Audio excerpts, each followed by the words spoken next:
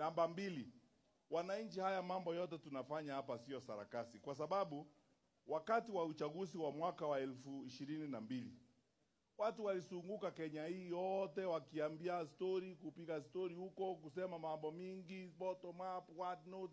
Sasa wakaingia kwa serikali. Sasa hiyo story imeisha. Mumeona hiyo maneno ya bottom up mahali? Sasa imekuwa up bottom. Wakubwa ndio wanapora inji, ndio wanakula, ndio wamechukua mashamba yenu hapa ya miwa. Sasa wao wanajitajirisha.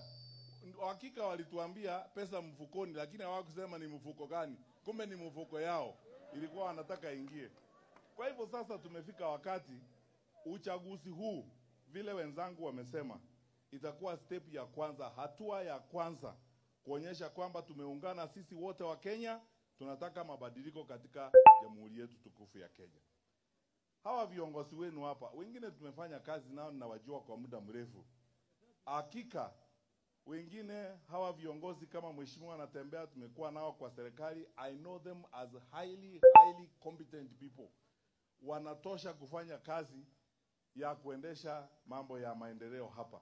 Na maendeleo ya dunia hii, wananchi wenzangu, niwaambie, maendeleo sio zawadi kutoka kwa serikali. Maendeleo ni haki yetu, kwa sababu hiyo pesa inatumika kufanya maendeleo, sio pesa yao, ni pesa yetu. Ama namna gani? Si tunalipa kodi? Iko mtu hapa alipi kodi?